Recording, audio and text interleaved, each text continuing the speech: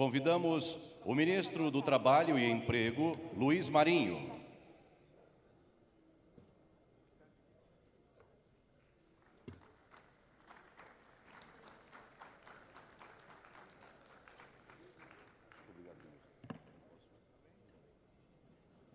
O presidente do Conselho Nacional do SESI, Fausto Augusto Júnior. O diretor-geral do SENAI, Gustavo Leal.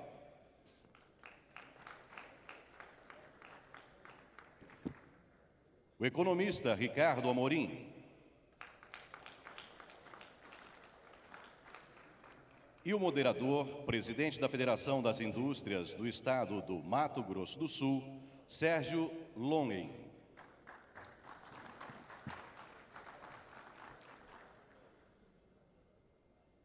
Tenham todos um ótimo aproveitamento. Sérgio, a palavra é sua.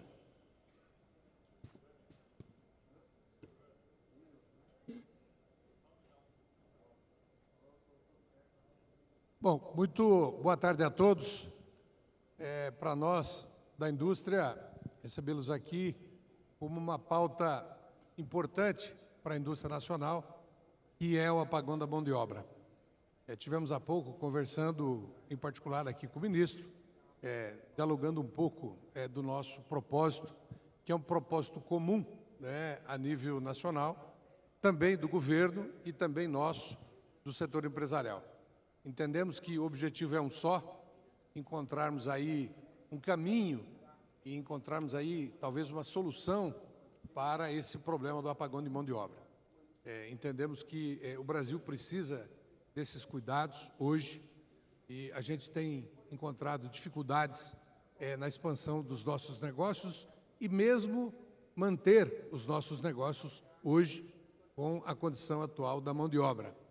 Vejam que o problema é considerado um problema bom, porque a economia, da forma que está, crescendo no segundo ano consecutivo a 3%, faz com que o Brasil tenha essa condição favorável de contratação de novos trabalhadores. Então, é visto como um problema bom. Não estamos reclamando dos juros elevados, o que não quer dizer que não é um problema.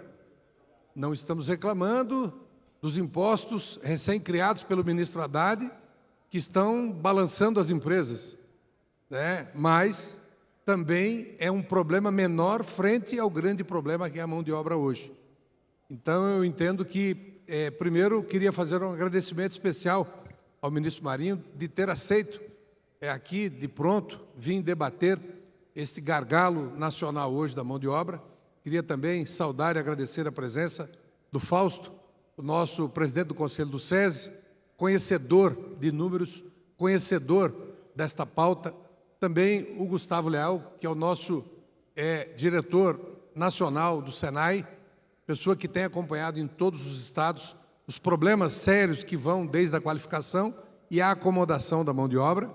E também o Ricardo Amorim, por ter aceito também esse debate conosco aqui. E a ideia não é buscarmos aqui milagres, e sim que pudéssemos ser propositivos, que pudéssemos encontrar aqui uma receita fácil e objetiva, até porque se formos discutir aqui exatamente os problemas que estão acontecendo deste caso, nós passaríamos aqui talvez até amanhã, ou talvez o resto do mês ou o resto do ano, tentando encontrar um caminho correto. Mas entendo que se dermos um passo hoje, nós poderíamos ajustar a operação e nesse ajuste de operação, eu trouxe um case do Mato Grosso do Sul, que é um case de sucesso adotado lá no nosso estado, em parceria com o governo do estado, em parceria com o Ministério do Trabalho, em parceria com as secretarias de governo e de educação e conduzido pelo nosso departamento regional do SENAI. E para isso, eu trouxe aqui o nosso diretor regional do SENAI, o Rodolfo, que fará uma apresentação.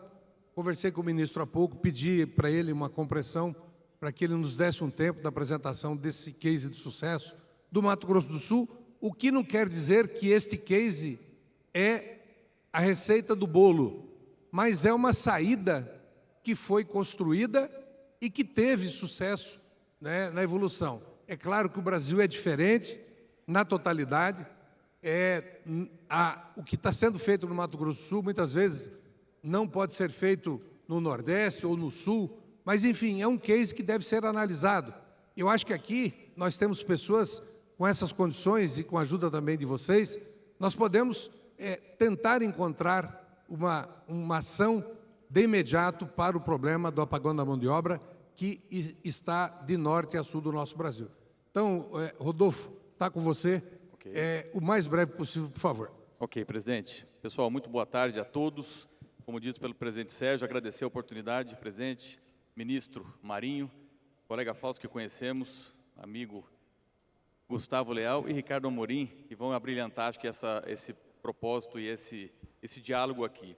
Como disse pelo presidente, a nossa oportunidade é de dar um pouco mais de caminhos e trilhas para que as pessoas possam achar o seu emprego, achar o seu trabalho.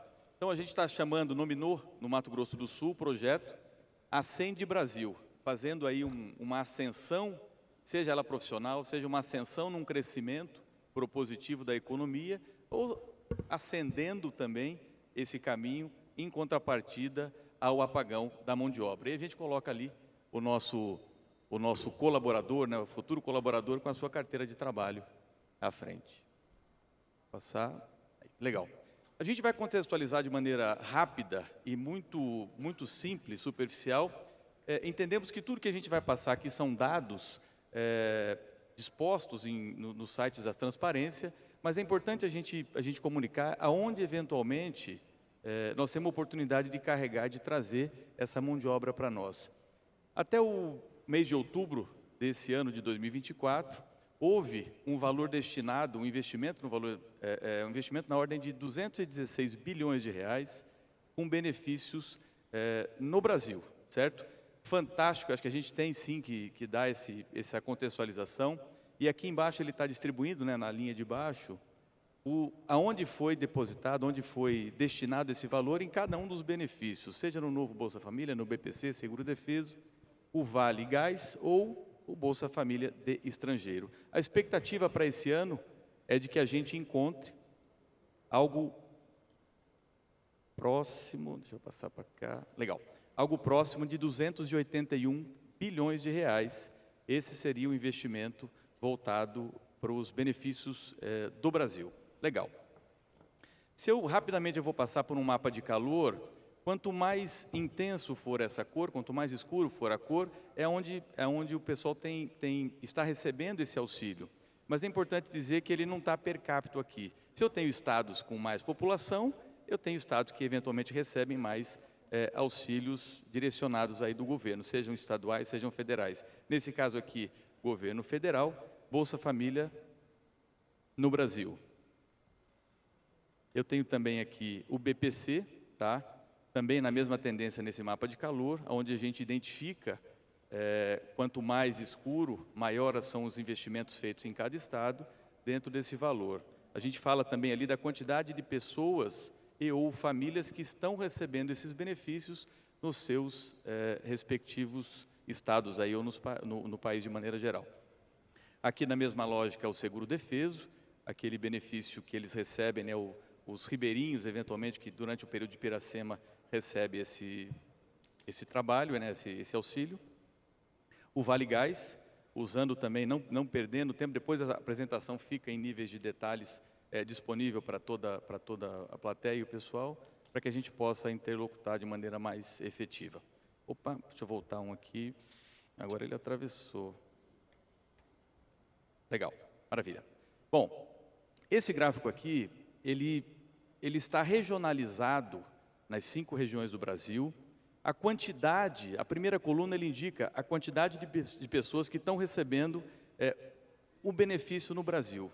Fantástico, acho que de fato a gente precisa ter esse indicativo e esse norte. A coluna do meio, a quantidade de empregos com carteira assinada. A terceira coluna é a diferença entre os beneficiários, né, o investimento feito, e a carteira assinada em cada região. E lá no final existe uma métrica dos CNPJs a nível nacional, onde ele indica que numa média existe 3% de déficit de mão de obra em cada empresa. Com certeza na indústria essa média, esse 3%, esse valor, ele é um pouquinho acrescido. A gente tem no Mato Grosso do Sul essa média que oscila entre 15%, 8% em algumas indústrias, mas aqui a gente pegou alguma informação da RAIS baseada em 2023. Se eu pegar essa informação de 3%, eu estou identificando que eu tenho aproximadamente 1,4 milhões de vagas disponíveis no Brasil, certo? Esse valor está distribuído para cada região, identificando aí o potencial que nós temos em agregar valor economicamente dentro dessa expectativa. Esse outro gráfico, ele passou direto de novo. Esse outro gráfico, ele está agora por unidade federativa, tá? As primeiras unidades federativas, que estão ali com um símbolo, uma logo em vermelho, elas indicam que existem mais beneficiários de projetos sociais do que carteiras assinadas, e os em verde, eles indicam ali que tem mais carteira assinada do que o pessoal com benefícios dentro do Brasil. A última coluna indica o percentual da população daquele estado que tem recebido o benefício social, tá? Não vou entrar em detalhes, mas essa é uma métrica do Poder 360, ao final agora do mês de setembro, onde eles divulgaram essa informação, e dentro do mapa do Brasil a gente consegue identificar algumas oportunidades também. Vamos ouvir um vídeo agora, opa, está indo para frente, o vídeo do Ricardo Faria, empresário, presidente da Granja Faria, onde ele fala também do apagão de mão de obra.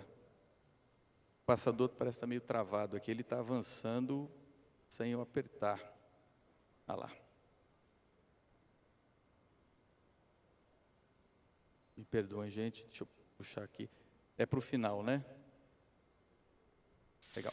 E o terceiro ponto que eu queria destacar é que, por conta dessa quantidade inimaginável de benefícios sociais que o Brasil está tendo, a gente está na beira de um apagão de mão de obra.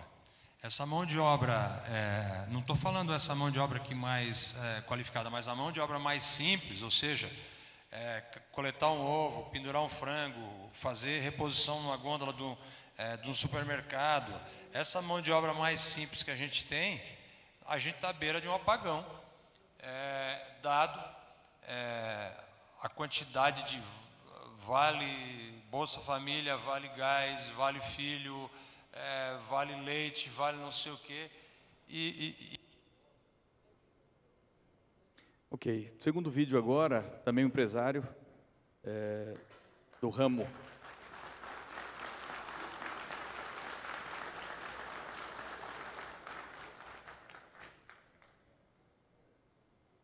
O vídeo é para sair automático.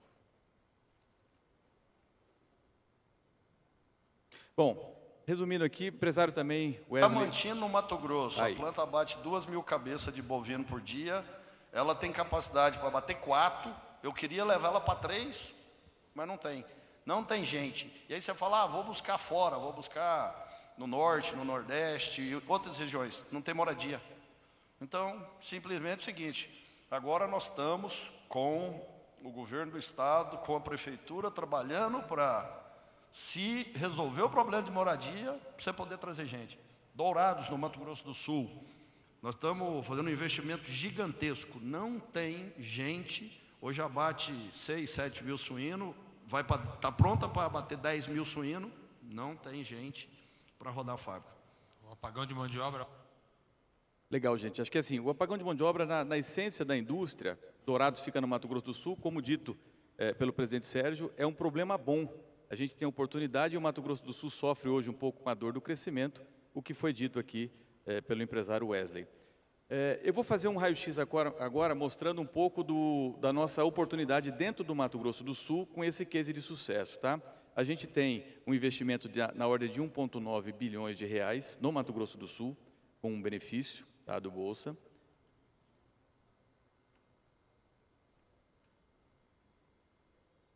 O passador que está com algum problema, tá? Ele está com algum mau contato, por favor. Legal. Se ele puder ir passando aí no final, pode ser? Por gentileza, que ele está travando aqui.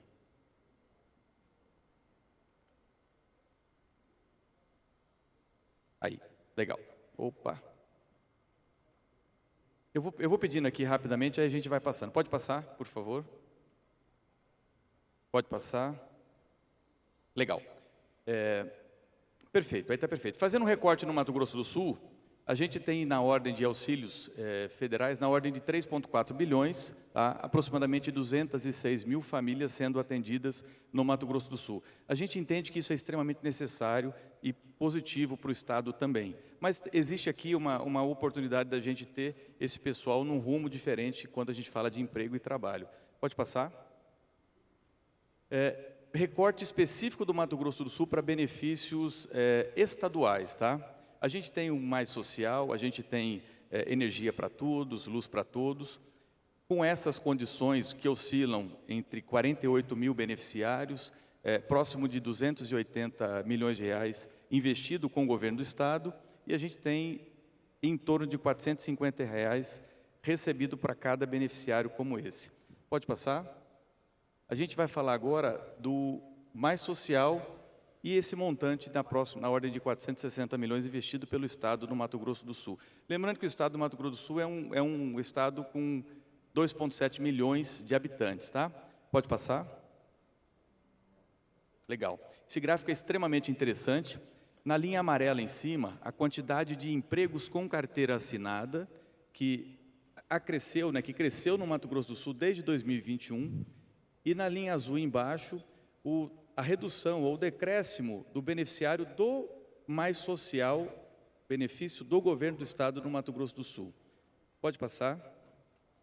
Existe uma analogia que a gente não pode garantir que 100% disso aconteceu efetivamente em 2023, mas eu tive um acréscimo de 2022 para 2023 de 28 mil carteiras assinadas e eu tive um decréscimo também de 2022 para 2023 de 28 mil beneficiários, ou seja, a gente tendencia que essas pessoas, recebendo a qualificação correta, eles ingressaram no mercado de trabalho aí com uma nova proposta, um novo propositivo. Pode passar? Legal. Segundo as agências de emprego e trabalho no Mato Grosso do Sul, existem 8 mil vagas disponíveis, tá, abertas, e a FIEMES, o estudo da FIEMES, estima que na indústria mais de 20 mil vagas estão disponíveis lá no Mato Grosso do Sul, que está em plena expansão, crescimento lá de 6% ao ano. Pode passar? Qual é a proposta de valor desse case de sucesso que a gente começou a trabalhar lá no MS? Pode passar? O país vem enfrentando, é clássico, o apagão de mão de obra, e um dos fatores é a falta de qualificação profissional, e aí é onde vem o Senai, para a gente poder aprender e trabalhar conforme a demanda específica de cada região. Pode passar? Falávamos há pouco também no bastidor, existe a necessidade de trabalho em algumas soluções complexas, investimento em educação, isso é fato, reformulação de política trabalhista, o ministro falava há pouco sobre eventos de salário e tudo mais, então aqui está dentro dessa proposta de valor, e melhorias nas condições de trabalho, isso é fato. Pode passar? Legal. A gente quer auxiliar a população que hoje está encontrada sem emprego, e está recebendo os auxílios, aqueles que precisam, estão numa idade ativa, né, para trabalho. Os ativos hoje, eles vão de 14 a 80 anos, isso é muito interessante para nós. Pode passar. A ideia é qualificar essa mão de obra, certo? Com o Senai, para que a gente possa oportunizar emprego e renda para essa população que está na expectativa. Podemos avançar? Como é que o programa ele está acontecendo no Mato Grosso do Sul? Pode clicar. A primeira fase de 3 meses, ele recebe uma qualificação conforme a demanda, certo? E aqui ele continua recebendo o auxílio do governo estadual. A gente chama isso de Voucher Conecta, ok? Ele concluiu a qualificação profissional conforme a demanda e a necessidade da indústria, pode passar. Ele vai para uma fase que a gente indica que ele está procurando um emprego. Como a gente está em pleno emprego, essa fase não leva 3 meses, ela leva lá 20 dias, leva 1 mês ou algo parecido. Mas ele continua recebendo o benefício. Pode passar? Ao final ele está empregado. O colaborador empregado, ele continua recebendo o benefício, certo? recebendo o benefício, passando os 90 dias do tempo de experiência, quando ele vai efetivamente assinar a carteira de trabalho pós o tempo de experiência, pode passar? Imagina que ele foi desligado da empresa, ele não se adequou ao período de experiência. Ele tem a opção de voltar para o programa e escolher um novo curso de qualificação dentro do Senai. Pode passar? Ele já tem a qualificação, ele pode procurar um novo emprego. Pode passar? E ele fala, eu quero voltar para o meu benefício. Fantástico, ele volta automaticamente para o benefício mais social do governo do Estado. Lembrando que ele volta automaticamente para o benefício caso ele acabe perdendo o emprego, que essa é uma insegurança que o pessoal tinha nesse modelo. Bom, o ciclo leva 9 meses, pode passar, 3 meses em cada etapa. Em caso de não efetivação, como dito, o beneficiário volta para o benefício do governo estadual imediatamente, ou inicia um novo curso, pode passar. Como sugestão, aqui a gente cita uma ideia, estados e federações, eles podem adotar a lógica similar, mas é muito importante, gente, respeitar a peculiaridade de cada unidade federativa, de cada estado. Podemos avançar? A gente incita aqui também, chama outros parceiros do Sistema S, como o Senac, como o Senar. Fausto falava para nós, o SEST, Senat tem que estar no pacote, que é o caso do transporte também, e o Sebrae, que já é um grande parceiro do Sistema S de maneira geral, para a gente agregar mais valor a esse programa. Pode passar? Lá no Mato Grosso do Sul, 10 mil bolsas empenhadas nessa fase, no case de sucesso. A gente fala de 21 milhões de investimento do governo, 9 milhões de investimento do Senai, oriundos da gratuidade, ok? E já existe uma redução na ordem de próximo de 19 milhões do governo estadual com o benefício. Pode passar. Por favor, mais uma. O que a gente traz para a economia também? Isso é interessante. Com os 10 mil novos empregados no Mato Grosso do Sul, a gente estima um incremento de 275 milhões de reais no estado do Mato Grosso do Sul com o salário. Lembrando que esse salário é um salário médio, informação do Observatório da Indústria, Observatório Nacional da Indústria, que está na ordem de R$ 2.100, com esse colaborador que tem o ensino médio completo e fez um curso de qualificação no Senai. A gente estaria incrementando 275 milhões de reais em salários e 151 milhões de reais em recolhimentos trabalhistas, FGTS, INSS, FAP, RAT e assim por diante. Podemos avançar? Essa aqui é só uma sugestão, gente, e se me permitam dizer assim, nós pegamos os 10 mil bolsas que existem no Mato Grosso do Sul e a gente só multiplicou pelos 27 estados que existem no Brasil. Ou seja, teríamos 270 mil bolsas nesse mercado. Essa é uma sugestão, que fique bem claro, que incrementaria na ordem de 6,7 milhões de reais na economia do Brasil, certo? Pode passar. E na ordem de 3,7 bilhões de reais em recolhimentos trabalhistas anualmente. Ok? Pode passar.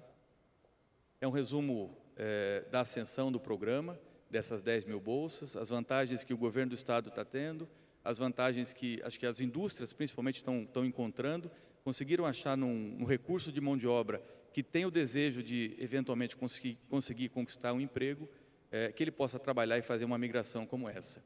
Pode passar? Ok, obrigado, Rodolfo. Por aqui eu gostaria que você agradeço. aguardasse aí à disposição, caso tenha alguma pergunta sobre o tema. Tá perfeito. Obrigado, Eu queria gente. que voltasse um pouco para mim. Voltar um pouco para mim, por favor. Voltando à apresentação, mais uma. Então, aqui. Eu conversava agora há pouco, passando aqui até uma cola para o ministro, porque daqui para lá para enxergar está difícil. E nós somos prejudicados aqui na informação, porque a TV não está funcionando e ali também está pequenininho. Mas, enfim, eu entendo que hoje o ministro Haddad, olhando aquele 3,7 bi de imposto, ele vai ficar atencioso para o caso, né? Então, é um aumento de imposto ali. Para a economia, 6,7 bilhões, e nós estamos brincando de 270 mil vagas, que é a palavra que eu queria deixar aqui. Na sequência, eu queria passar para o nosso presidente do Conselho do SESI, o Fausto, para que também pudesse fazer. Ricardo, primeiro? Não, vamos daqui para lá. Você está craque no assunto. Tá bom. Sem problema. Em primeiro, boa tarde a todos. cumprimentar o Sérgio, cumprimentar o ministro Marinho, Ricardo, Gustavo e todos que estão aqui. Primeiro que para a gente é um enorme prazer a gente estar aqui num dia como hoje e, de alguma forma, está fechando um ciclo. Estou vendo o Lucchesi aqui. Quando eu assumi o conselho, uma das discussões que o Lucchesi trouxe foi exatamente essa. Como é que nós podemos fazer um debate e como é que nós vamos desenhar políticas para lidar com qualificação profissional e lidar com a colocação de pessoas no mercado de trabalho. A primeira questão que para nós foi ficando muito claro é que há, hoje, um descasamento entre mão de obra, de um lado, necessidade de mão de obra, e de outro, pessoas para trabalhar. A pergunta que nós temos que fazer é como é que nós vamos fazer esse match. Acho que esse, para nós, é o grande desafio. Vou dar algumas referências para a gente olhar um pouco para isso. Nós temos hoje, na indústria, cerca de 10 milhões de trabalhadores.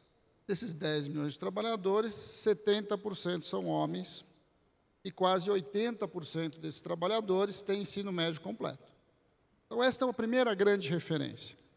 A indústria emprega majoritariamente homens e emprega pessoas com nível médio completo.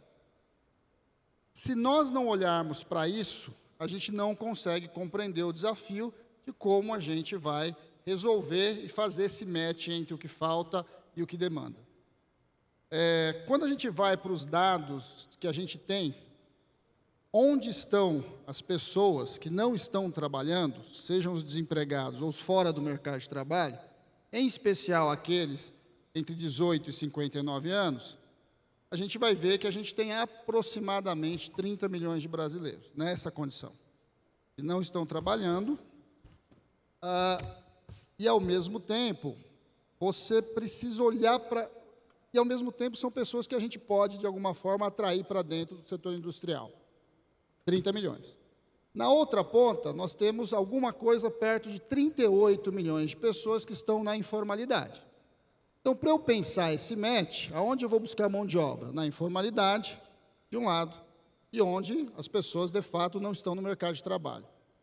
Qual que é a questão? A questão que, tanto de um lado quanto de outro, por volta de 65%, são mulheres, de um lado são mulheres, e de outro, quase 70% desse contingente não tem ensino médio completo. Então, como é que eu vou fazer um match entre uma realidade que a indústria demanda e uma realidade do mercado de trabalho disponível hoje, ou seja, da mão de obra disponível? Sem dizer o dilema territorial. O Brasil é um país grande, um país continental, e como país continental, a gente também tem diferenças bastante grandes de onde essas pessoas estão. Majoritariamente estão na região Nordeste e parte da região Sudeste. Muito bem. Qual que era o nosso e qual é o nosso desafio? Tentar viabilizar esse match. A partir disso, nós começamos a fazer um debate, a partir de um projeto que foi apresentado pelo Departamento Nacional, de construir um programa de qualificação profissional e elevação de escolaridade. Por quê? Porque eu preciso, primeiro, construir a possibilidade de atrair essas pessoas para o mercado de trabalho, e aí começamos a conversa com o Ministério do Trabalho, e a conversa com o Ministério do Trabalho mostrou o que para nós? Nós precisamos garantir que aquele que a gente forma na qualificação profissional vá para o posto de trabalho. Então, nós precisamos construir um projeto, um programa, que é qualifica, emprega. Só que qualificar e empregar, nesta realidade, não nos resolve todos os nossos problemas, porque nós precisamos que essas pessoas continuem nas empresas. E, por isso, nós precisamos levar a escolaridade. A proposta que a gente construiu, em parceria entre o Conselho Nacional, o Departamento Nacional e o Ministério do Trabalho, está propondo o quê? Nós vamos oferecer vagas de qualificação profissional vinculado à elevação de escolaridade, ou seja, ao EJA, para garantir que isso aconteça e, de certo modo, vamos focar em setores, em empresas e regiões que demandam mão de obra, para viabilizar esse match. Esse é o convênio que a gente vai assinar hoje, o acordo entre o Ministério do Trabalho Conselho Nacional do SESI e Departamento Nacional do SENAI, ou seja, entre o SESI, SENAI e o Ministério do Trabalho.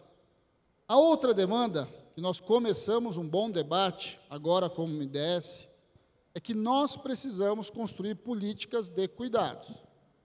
Por quê? Porque se a boa parte da mão de obra disponível que eu tenho hoje, ela é de mulheres, e numa sociedade machista, e que normalmente coloca sobre os ombros das mulheres toda a economia dos cuidados, nós precisamos construir uma política nacional de cuidados, que passa por expandir a quantidade de creches, ou seja, de educação infantil, que é o gargalo da nossa educação, e precisamos começar uma discussão muito séria no nosso país do cuidado da pessoa idosa.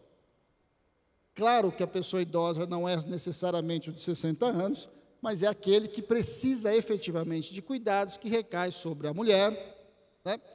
Seja ela, seja o seu pai, seja a sua mãe, seja a sua avó, seja o seu avô. Quando a gente pega o dado dos jovens que abandonam a escola e não trabalham, no caso dos meninos, majoritariamente é para direcionar para o mercado de trabalho. No caso das meninas, uma parte vai para o mercado de trabalho e a outra parte vai para a economia de cuidados.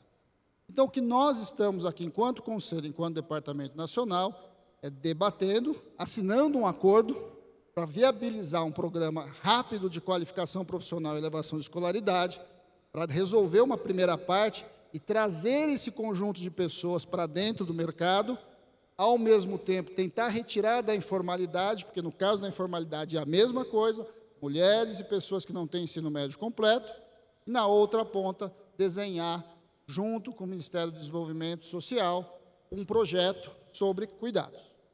De alguma forma, o que nós estamos tentando enquanto sistema é dar respostas ao que o Sérgio colocou aqui para nós. Esse, de certo modo, para nós é a nossa grande vitrine.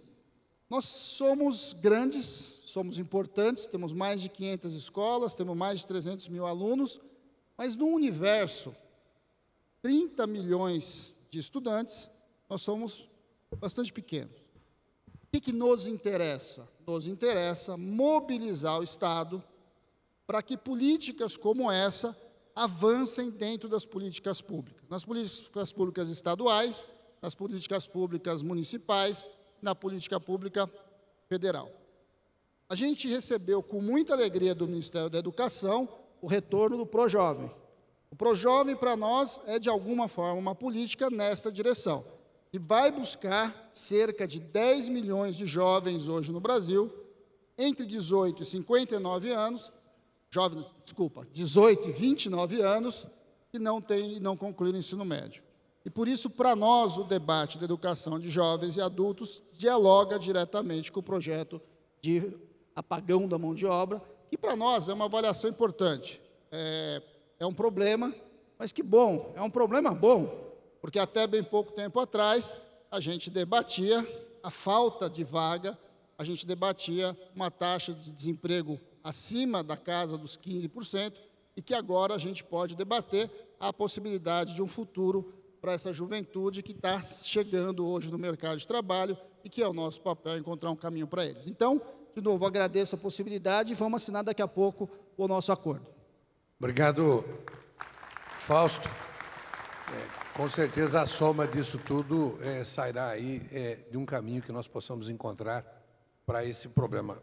Gustavo, na sequência também, o nosso diretor nacional do SENAI, agradecer aqui também a presença do Luquezzi. Obrigado, Luquezzi, por você estar aqui com a gente. Luquezzi, que tem conduzido o SESI hoje aqui, está na indústria conosco há muitos anos, é uma pessoa que tem conhecimento plano de todos os programas de educação e qualificação desse país. Então, obrigado, Luquezzi, por você estar aqui com a gente. Está com você. Boa tarde a todos. Saudar o ministro Marinho, o presidente Sérgio, o Fausto, o Ricardo Amorim. É um prazer enorme estar aqui. Esse é um assunto, de fato, extremamente relevante para a indústria, extremamente relevante para o país. E a forma que eu acho que a gente pode contribuir aqui é trazendo um pouco a visão de uma instituição de formação profissional que atua para a indústria e que sofre, de forma imediata, esta pressão que nós estamos falando aqui.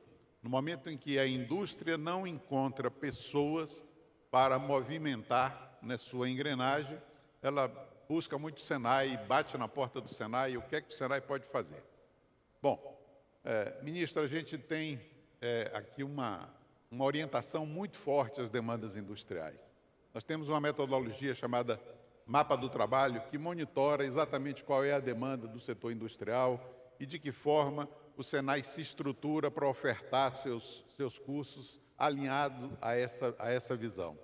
E, recentemente, nós pudemos melhorar muito a acuracidade disso a partir da parceria com o Ministério do Trabalho, que deu acesso ao nosso Observatório Nacional da Indústria, ao CAGED, ao RAIS, vamos dizer assim, em tempo real. Isso tem melhorado muito a capacidade do Senai de calibrar bem, entender bem essa demanda que vem do setor industrial, né?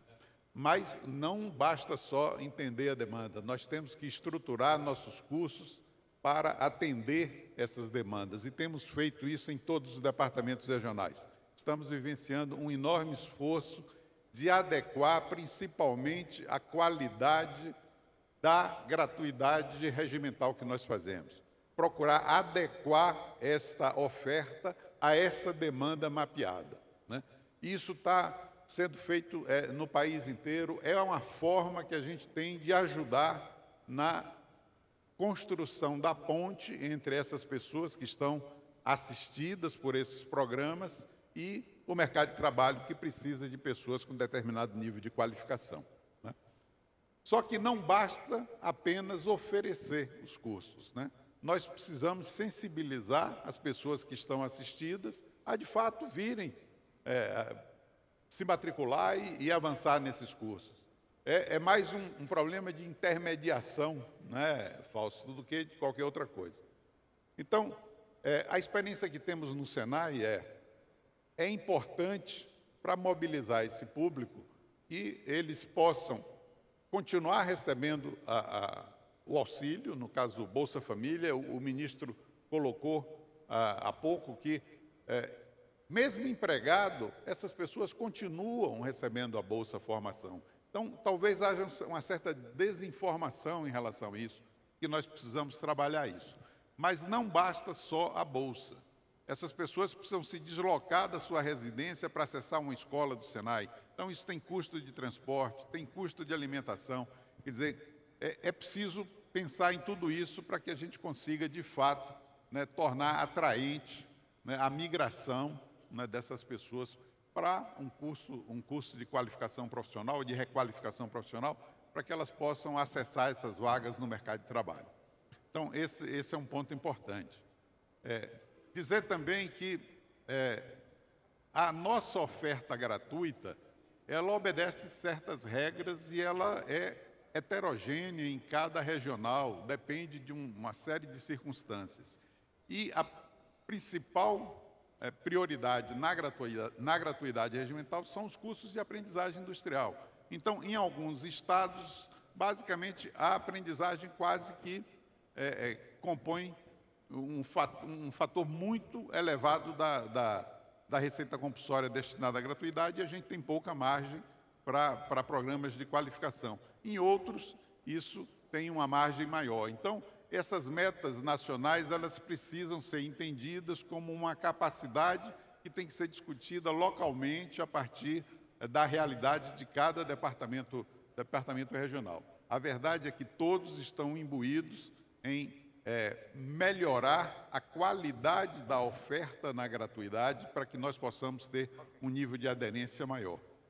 Por fim, eu gostaria muito de parabenizar ao presidente Sérgio. Eu acho que essa experiência do Mato Grosso, ela é inspiracional, né, para outros regionais, para que a gente possa efetivamente contribuir, né, nesse momento nesse problema tão agudo, que é fazer essa ponte, mostrar para as pessoas que o trabalho, a ética do trabalho, isso traz cidadania, isso traz um retorno que vai para além da questão financeira.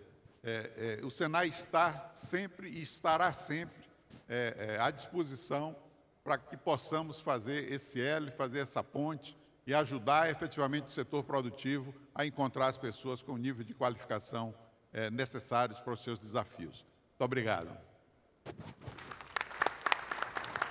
Obrigado, Gustavo. Eu fico gratificado quando vejo você aí, né, trazendo também informações das ações do sistema Senai em todo o Brasil. E aproveitar, ministro, para agradecer essa parceria com o Observatório da Indústria, que tem nos dado direção, né, em ações que visam a qualificação e atender as demandas, de um modo geral, do setor empresarial. O amigo Ricardo Amorim está com você, na expectativa também, na sua visão exatamente do tema apagão de mão de obra, o que é que você tem visto no Brasil inteiro e inclusive fora do Brasil. As pessoas têm comentado muito, né, essa particularidade do Brasil. Então, que você também nos trouxesse aqui sugestões, é claro, né, porque o problema nós temos, e também a sua percepção do que é que está acontecendo nesse mercado. Com você, Ricardo. Obrigado. Obrigado, Sérgio. Bom, em primeiro lugar, obrigado, Sérgio, pela oportunidade. Ministro Fausto, Gustavo, saúdo a todos aqui. Antes de mais nada, eu queria falar sobre a importância do ensino técnico. O que transforma países, se a gente for ver história da Alemanha, da Itália, de vários outros, é a educação. Isso todo mundo já sabe. Mas mais do que educação, é a educação que qualifica as pessoas para o que o mercado de trabalho exige. E nesse sentido, o Sistema S como um todo faz um trabalho espetacular. É o primeiro comentário que eu queria fazer. O segundo, o que torna a situação do Brasil particular não é o fato de haver um apagão de mão de obra. Esse desafio é verdade no mundo inteiro. O que torna a situação do Brasil particular é que nós temos um apagão de mão de obra com uma taxa de desemprego que, apesar de ter caído muito nos últimos anos, eu quero voltar para esse ponto, recentemente a gente tem a menor taxa de desemprego em mais de 10 anos. Ainda assim, para padrões internacionais, alta. A gente acabou de ter a reunião do G20 aqui agora, e a taxa de desemprego do Brasil entre os países do G20 é a terceira maior. Apenas África do Sul e Argentina, nas 20 maiores economias mundiais, têm um desemprego maior do que o Brasil. Então, ainda tem uma quantidade significativa de gente desempregada, mas falta mão de obra, então tem alguma desconexão aqui. Ainda mais, se a gente levar em consideração o dado que o Fausto trouxe aqui, quando a gente olha o contingente dos desocupados, a gente está falando de 6, 7 milhões de pessoas. Quando a gente soma isso, mas para ser considerado desempregado, não basta a pessoa não estar trabalhando, além de não estar trabalhando, ela tem que estar buscando uma ocupação. Quando a gente soma isso com os que não estão buscando uma ocupação, a gente está falando de algo mais perto de 30 milhões. Isso é que torna a situação brasileira particular. Tendo dito isso, eu queria falar de duas grandes conquistas, dois grandes desafios e uma oportunidade que eu considero absolutamente única de mudar a história da indústria brasileira, dos brasileiros e do Brasil. Começando pelas duas grandes conquistas. Conquista número 1, eu já rapidamente mencionei, tem a ver com o trabalho.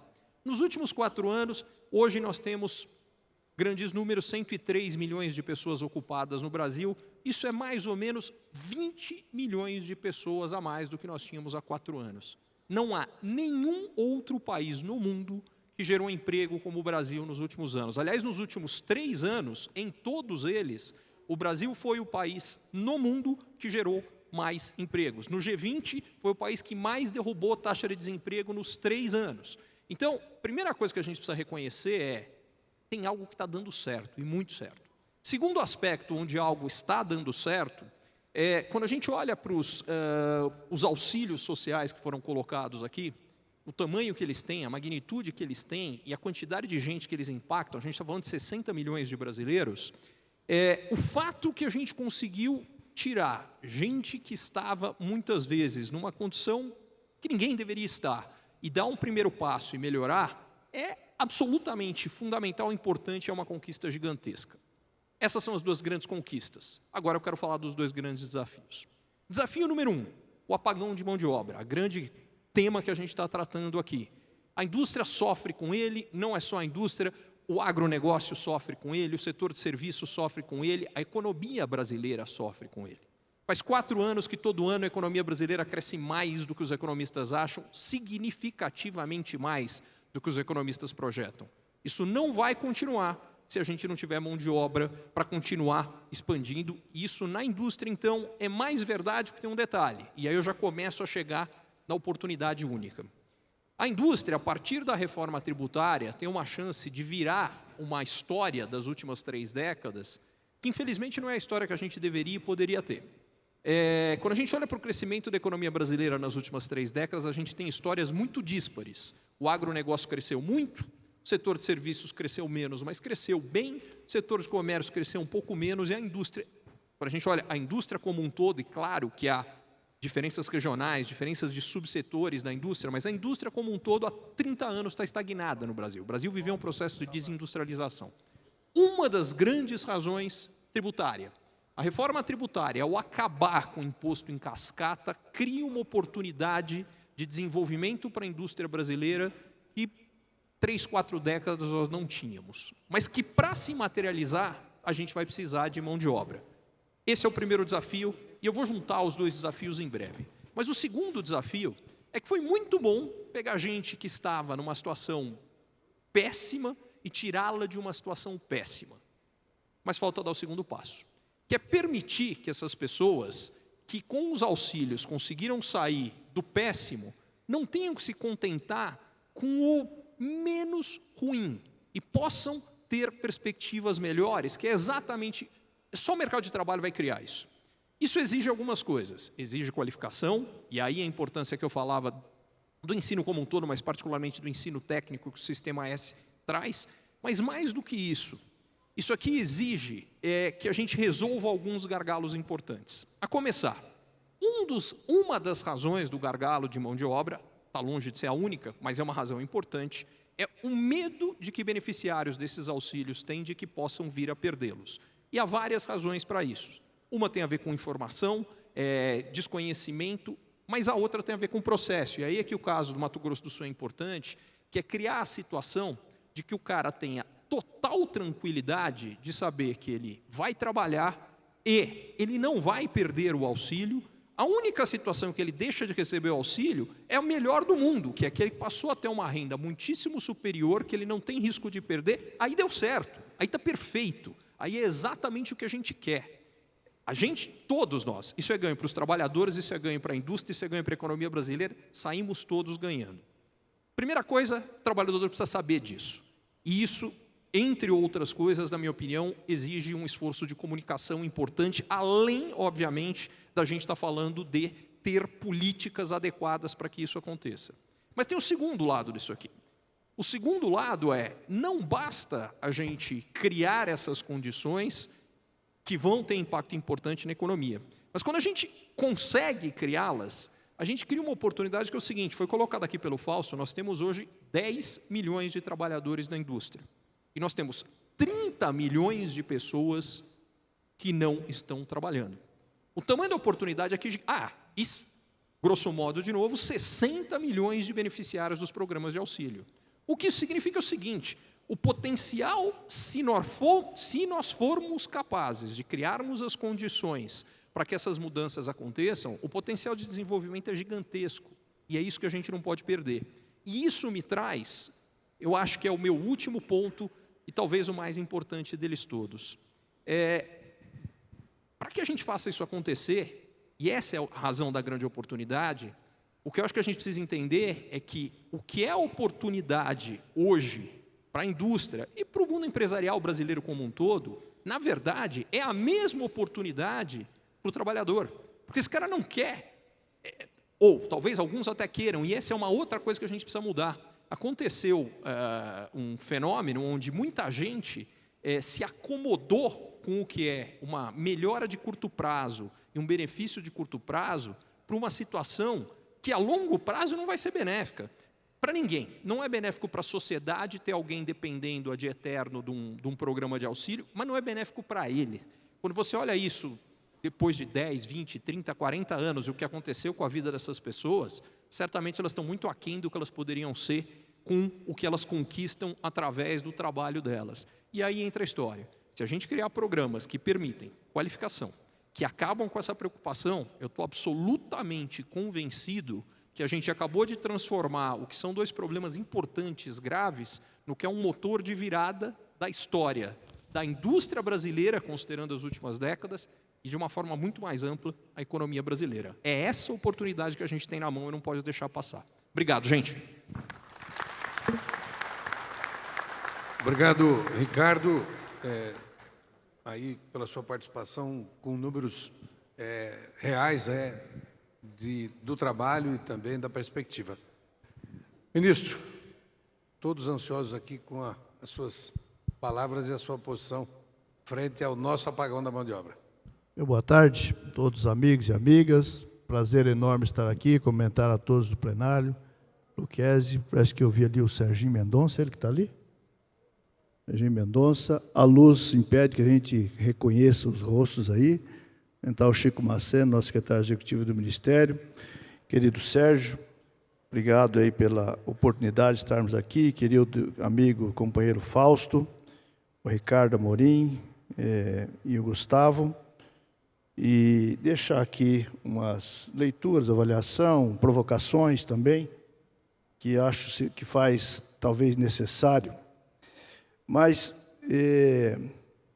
para falar de números, nós temos assim, arredondando 220 milhões de brasileiros e brasileiras.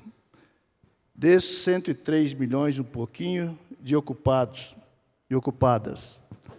Desses você tem os 40 e poucos, 46, 47 milhões e poucos do mercado formal. Formal mais ou menos, né? Porque tem os formais, atípicos e os atípicos. Quem são os atípicos? Os que estão jornada parcial, 4 horas por dia, 2 horas por dia, o que tem contrato, mas não está executando, exercendo. Então, você tem aqui, e tem os servidores, tem a ordem de 38 milhões na informalidade. Então, nós temos 38 milhões na informalidade, 7 milhões e pouco desempregados, na estatística, que soma os 110 milhões entre ocupados e desempregados. Resta, arredondando, 110 milhões. 40 milhões de 0 a 13 anos de idade, os idosos e idosas. Então, tem os 30 milhões que o Ricardo se referiu. 30 milhões mais de 7 milhões de empregados são 37. Mais os informais, nós temos aqui um bocado de gente para o mercado formal trazer. Então, fica aí esse registro, essa provocação. Do que nós estamos falando? Nós estamos discutindo, portanto, a qualidade do mercado de trabalho brasileiro. Qual remuneração de entrada, especialmente? Se nós estamos praticando uma boa remuneração ou não? Nós estamos falando de um público, às vezes, que precisa adequação na capacitação profissional e na formação educacional. Então, temos desafios aqui. O desafio da qualificação, e aí uma coisa que o Senai está adequando e trabalhando, Gustavo? Porque, assim, a indústria vinha reclamando bastante, Chico? Ainda reclama, mas agora com menos razão, talvez. Mas uma reclamação assim, eu dependo do Senai, o Senai quer me empurrar o curso de prateleira. E o curso de prateleira não atende à minha necessidade. Eu preciso de uma adequação por segmento, por território, de analisar qual a qualificação, capacitação real para a minha demanda. Então, isso também tem registro da indústria de, olha, eu preciso de uma coisa mais ágil. Às vezes eu tenho um curso de 400 horas, mas eu preciso só de 200. Porque 200 horas supra a minha necessidade, então por quê? E o jovem, especialmente, tem muita pressa. Talvez ele não tenha paciência das 400 horas. E se nós estamos falando de um mercado que está demandando contratação, o quanto mais rápido eu preparar essa mão de obra, melhor para a indústria, melhor para a pessoa que está procurando. Então, nós precisamos aqui também do nosso sistema de capacitação e qualificação também trabalhar essa adequação da agilidade do atender a indústria e atender as pessoas. Então, fica aqui essa provocação colocada, que já está sendo trabalhada, então não é uma coisa, não é novidade para o Senai, para o Sistema S, para o Ministério do Trabalho e Emprego, não é novidade para a indústria. Nós estamos trabalhando. Agora, nós podemos chegar à conclusão de que nós temos um excepcional de um bom problema. Porque nós passamos por um processo de desemprego em alta, agora nós estamos com o desemprego em baixa, porém, o Ricardo tem razão. É o desemprego em baixa, mas que tem muita gente que pode estar à disposição desse mercado de trabalho. E é exatamente o que nós queremos trabalhar. Uma outra provocação, né, que eu queria deixar. Esses dias, trabalhando com uma empresa que está montando, vamos inaugurar uma escola de formação, de capacitação dessa empresa, que falta mecânico, falta, enfim, alguns profissionais de grande especialidade para esse segmento. Aí eu fui observar, ele cumpre a cota da aprendizagem. Cumpre a cota. O aprendiz, o que é o aprendiz? O aprendiz, quando eu cheguei no Ministério do Trabalho em 2005, nós tínhamos 48 mil aprendizes no Brasil em 2005. As adequações realizadas, tal, entramos num processo de crescimento. Quando votei agora, em 2023, como presidente Lula, nós tínhamos 490 e poucos mil aprendizes. Nós botamos luz nisso, hoje estamos com 645 mil aprendizes. Fiscalização, sensibilização, mais sensibilização do que fiscalização, até porque nós estamos com poucos fiscais. Então, a indústria está respondendo, as empresas estão respondendo essa demanda, cumprindo as cotas, tal, direitinho. Mas essa empresa que eu estava me referindo, ela cumpre a cota. Mas ela está formando esse aprendiz para a sua necessidade? A resposta é não. Porque ela está simplesmente cumprindo uma obrigação legal. O programa de aprendizagem que cada empresa tem que montar, exatamente olhando o seu negócio. Qual a sua especialidade? O que ela precisa formar esse jovem, essa jovem? E a melhor maneira de você fidelizar um profissional é no processo de aprendizagem que esteja em sintonia com a sua demanda real. Então, fica aí também esse registro e essa provocação que eu acho que nós estamos aqui conjuntamente falhando. Não estou apontando o dedo para ninguém, não. Nós temos, Sérgio, trabalhar um processo de mãos dadas, municípios, estados, União, empresas, como trabalhar, em especial, o que o Sérgio também registrou, a comunicação, a informação. Quando nós falamos eu ouço muito, né? O Bolsa Família está tirando, não é? Porque a família fica insegura de assinar a carteira profissional. Isso aconteceu com a fé, na agricultura, com a fitinicultura, com o pessoal da agrifruta, da produção de frutas, e nós fomos debater. Nasceu ali os pactos com o café, o pessoal da colheita do vinho, colheita de uva, produção de vinho, e as coisas estão indo bem, para forçar que a comunicação chegue na ponta ao empregador e à família do trabalhador, da trabalhadora. Dizer, olha, você não precisa ter medo da carteira profissional, pode assinar sem susto, sem medo. Porque o programa Bolsa Família, e o sistema é mais ou menos que vocês falaram lá do programa do Governo do Estado do Mato Grosso do Sul, é um colchão de proteção social, que nós queremos que aquele colchão tenha uma mola que impulsione as pessoas para uma situação melhor. A saída do programa é porque ele adquiriu uma condição de sustentabilidade social e econômica para a sua família. Ou seja, para entrar no programa, a porta de entrada é renda per capita menor do que R$ 218. Ele entrou no programa. Uma vez ele entrou, ele só vai sair do programa se ele adquirir essa autonomia financeira, social, econômica. Porque a saída, ela está na renda per capita de R$ 706 nos 12 meses. Percebe? Então, se ele entrou, trabalhou 4 meses, foi demitido, tal, ele não sai do programa. E se ele atingiu esse patamar de saída, ele tem uma transição de 2 anos recebendo a metade do benefício. E olha os números que nós temos em relação ao público do Bolsa Família. Qual o drama do mercado de trabalho brasileiro? É a grande rotatividade. Por um saldo ano passado de 1,5 milhão de empregos, nós contratamos 23.301.000 pessoas e 33. E demitimos 21.845.691. para dar o saldo de 1,5 milhão. Aqui está o grande drama. Isso aconteceu o seguinte: quem foi admitido que está dentro do programa Bolsa Família?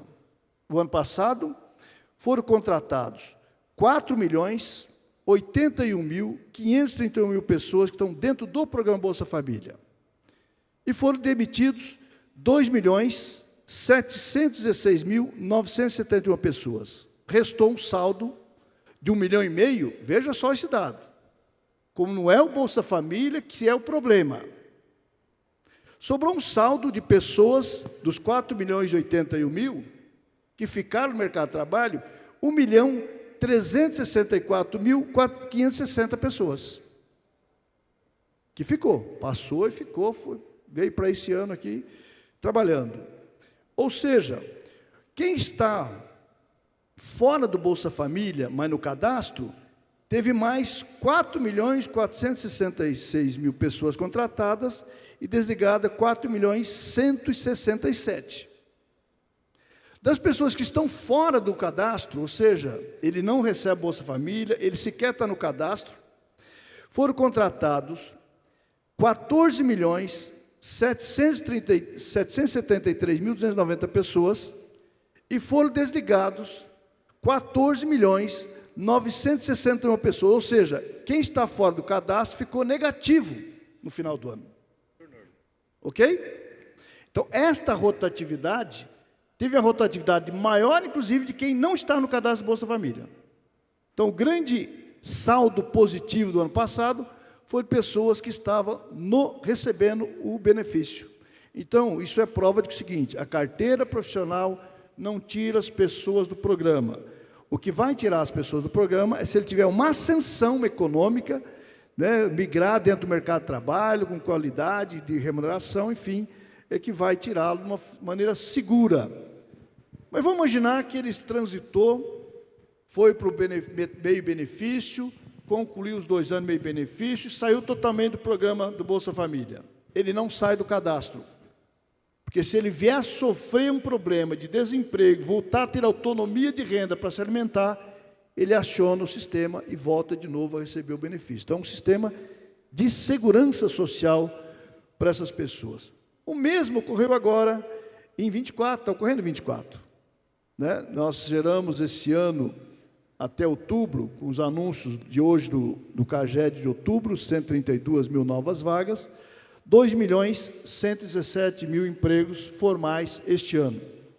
Um saldo para a indústria, e a indústria, o ano passado, começando a reagir, especialmente a partir do ano passado, esse ano, um saldo para a indústria de 429.000 novos empregos na indústria. Ou seja, a indústria vem respondendo aí positivamente a esse novo cenário. Então, eu queria trazer essas informações, né, para chamar a atenção do que está acontecendo no mercado de trabalho. É evidente que isso tudo faz parte de um esforço nacional, um esforço de governo, um esforço da sociedade, um esforço da indústria, um esforço de colocar o que o presidente Lula tem chamado de dar previsibilidade, sustentabilidade, inflação sob controle, não é? Para que juros que a gente reclama bastante, né? Esperamos que a gente entre numa fase também de juros que esteja em sintonia para facilitar investimento, mas a política de crédito, a política de incentivo, o mover, né, a reindustrialização, tudo isso entra em um processo importante de criar as condições de colocar o país num novo patamar. Acho que nós temos a grande oportunidade, não podemos permitir, que é criar um novo patamar da qualidade do mercado de trabalho. Portanto, se a gente melhorar, fazer o esforço de adequar as nossas redes de cuidados, que o Fausto falou aqui, porque nesses que estão nos 30 milhões disponíveis, tem muita mulher aqui, muitas mulheres. E muitas mulheres, elas estão desocupadas? Não. Elas estão trabalhando nos cuidados, muitas vezes, do filho, ausência da creche. Então, a política que nós estamos introduzindo, da educação por tempo integral, e hoje à noite tem o pronunciamento do Haddad, amanhã tem a coletiva, para anunciar o famoso pacote que está todo mundo esperando, muitas chamam de pacote de gastos, e o governo está dizendo o seguinte: é a adequação da velocidade das despesas públicas. Nós temos que adequar e conectar despesas com receitas e que tenha sustentabilidade, que a gente crie condições de um processo sustentável de longo prazo, para que nós não crescemos 2 anos e voltamos a cair, que a gente cria um processo de crescimento contínuo por longo período. E aí tem a oportunidade de a gente melhorar a qualidade do mercado de trabalho, a partir de adequar as nossas redes de proteção, adequar a necessidade de formar mais oportunidades, especialmente para as mulheres, para que elas tenham onde deixar seu filho de maneira segura, para que ela possa estar à disposição do mercado de trabalho, para que a gente possa chamar aquela faixa de aposentados e aposentadas, mas que tem uma energia fantástica, que pode se ver interessante voltar para o mercado de trabalho, todo momento de quando chega próximo ao pleno emprego, essa possibilidade. Como adequar as nossas políticas de vizinhança, né? Nós estamos recebendo, tá certo? A José falava aqui dos vizinhos que chegam da Bolívia, que chegam do Uruguai, que chegam da Venezuela, que nós temos que orientar adequadamente e, de forma solidária, acolhê-lo para a disposição do mercado de trabalho. Isso é uma outra questão que nós temos que estar muito atento a esse processo. Nós estamos vivendo um bom momento e não podemos perder essa oportunidade. Nós temos registrado como território de maior dificuldade desse processo, Centro-Oeste.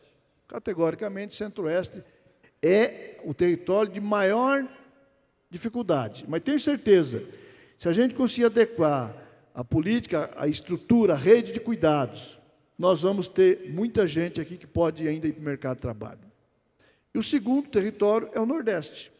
Da mesma forma que nós temos toda a condição de buscar trabalhar esse processo. E tem ainda a população carcerária.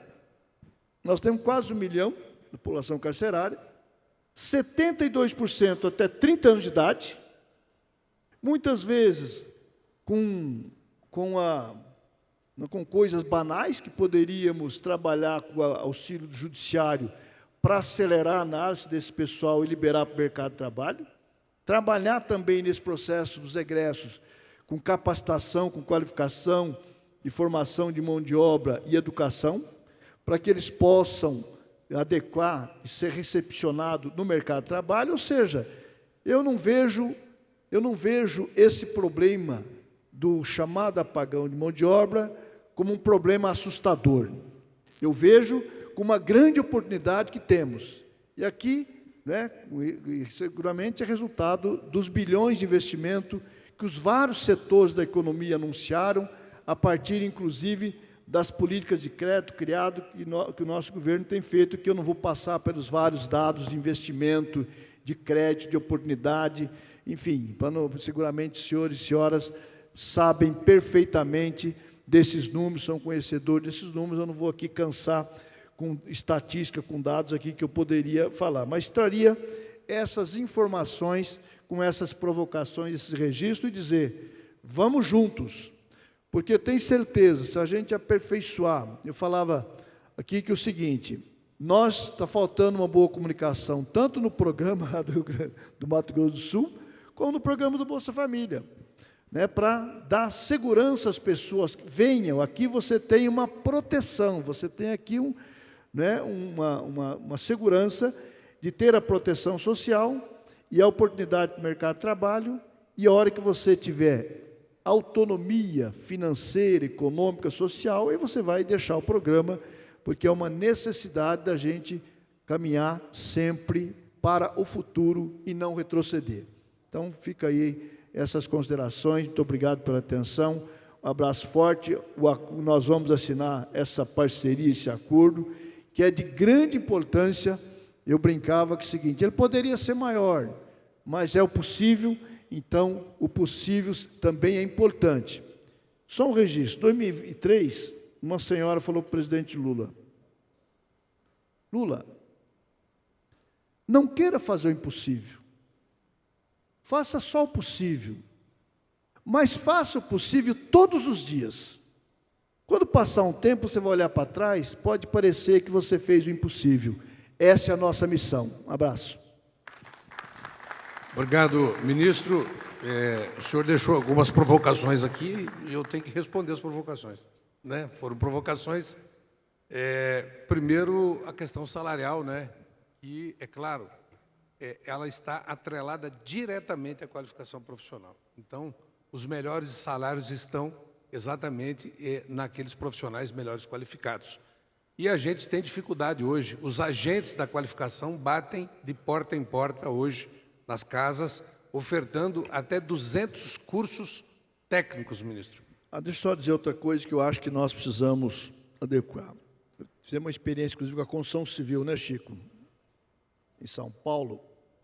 E muita gente chama o pessoal, venha fazer o curso, tem aqui o curso aberto. As pessoas não vêm.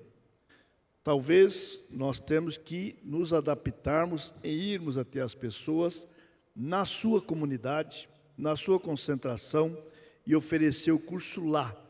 Isso tem dado resultado da experiência que nós fizemos. Isso, é exatamente nesse ponto que eu queria. O senhor realmente levantou a bola para eu chutar. Mas a conta é essa. Nós temos batido nos bairros, porta em porta, ofertando 200 cursos, na grande maioria deles gratuitos, até porque o Senai faz 70% de gratuidade, e hoje, com dificuldade de cumprir a meta de 70%, e temos dificuldade em encontrar essas pessoas para a qualificação profissional. E utilizamos hoje nos bairros, ministro, as nossas unidades móveis, que são casas, escolas, que cabem até 30 a 40 alunos em cada região, em cada bairro. Então, o Senai tem trabalhado dessa forma também. O menor aprendiz, na sua provocação, a gente tem dificuldade hoje, porque as grandes empresas hoje, vamos pegar uma indústria, ela tem 500 funcionários, 400 da produção, 100 do administrativo. Ela tem um percentual para colocar dentro da produção. Ela não pode colocar esse profissional, esse infantil, dentro da sua linha de produção. Então, na indústria, isso é um problema que nós temos hoje. E aí, nós somos obrigados a colocar esses trabalhadores, por fiscalização, muitas vezes, dentro do escritório. E eles ficam ali no cantinho, porque eles não têm onde serem alocados. E, se você mandar embora, o Ministério do Trabalho está lá em cima, porque nós temos endereço, CNPJ, inscrição estadual, alvará e um monte mais de outras obrigações. A situação do deficiente também, ministro. Nós temos uma obrigação de cota de deficiente. Primeiro, nós não encontramos o deficiente porque ele ganha um salário para ficar em casa, que eu não estou dizendo que está errado. O problema é que, quando ele vem para trabalhar na minha empresa, ele perde o benefício. E ele não pode vir. Então, ao invés dele ficar em casa, vir trabalhar, ele vai ganhar R$2.000 na minha empresa. Aí ele ganha R$1.500 na casa dele, ele vai ficar lá. Então, esse é outro problema que a gente tem. Eu entendo que são pautas boas, ministro, da gente discutir. Mas eu só estou respondendo porque o senhor falou, vou deixar um desafio e eu estou respondendo o desafio. Há controvérsia. E eu queria, ministro, por fim, fazer uma proposta. Há muita controvérsia nisso, é um bom debate. Eu queria fazer uma proposta para o senhor. Dentro desse encontro, a nossa proposta hoje, empresarial, seria o senhor manter na totalidade o benefício do Bolsa Família ao trabalhador pelos 2 anos, sem o redutor. Veja que, se o Estado está gastando 281 bilhões em 2024, vamos manter os 281 bilhões e permitir que esse trabalhador, porque ele foi identificado como um trabalhador que precisa do benefício, ele está identificado, nós concordamos com isso.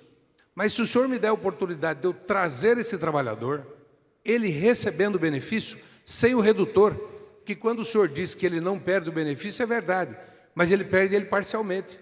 Isso faz falta para ele. Então, se a gente pudesse manter esse salário, que os 281 estão lá, estão sendo gastos. Então, seria uma proposta nossa, ministro. O redutor, veja, se ele chegar, vamos imaginar, uma família de 5 pessoas, chegar num salário, numa renda média nos 12 meses, de R$ 3.500. Mais de R$ 3.500. Nós estamos contratando esse patamar? Não, nós estamos contratando abaixo. Acima? Estamos contratando abaixo. O salário de entrada, a média é R$ 2.000 e poucos. Então, quando ele... O conjunto do mercado de trabalho. Estou falando especificamente desta ou daquela indústria, estou falando do mercado de trabalho. Então, é um patamar bastante razoável. E mostrei nos números aqui que o grande saldo que ficou no mercado de trabalho o ano passado foi o público do Bolsa Família, com essas regras. Então, essas regras dão segurança para a família, para o cidadão, para a cidadã, aceitar a oferta do trabalho, ficar, fazer a transição, porque ele vai sair para cima e não para baixo. Né? Então, acho que é uma coisa que é relativamente seguro aqui, se a gente tiver capacidade na comunicação para chegar na ponta lá. Está faltando isso, eu reconheço, e acho que falta também lá no programa lá do Estado. Bom, ministro, eu gostaria muito que o senhor avaliasse a nossa proposta, até porque o trabalhador não está aceitando, nós temos pesquisas nessa direção, ele não está aceitando abandonar o benefício em prol do salário garantido, mesmo que ganhe mais, porque ele pode perder, ele pode ter dificuldade de voltar. Então, eu gostaria que o senhor analisasse. Por favor, é um pedido que eu posso fazer aqui, em nome do setor empresarial brasileiro, de o senhor avaliar essa proposta. A gente sempre pode analisar, evidentemente, que isso depende de mudança de lei, depende do Congresso Nacional. Tem até um projeto de lei sendo tramitando no Congresso Nacional nesse sentido. Eu, pessoalmente, não tenho existência a isso. Mas, agora, ele não terá dificuldade de voltar.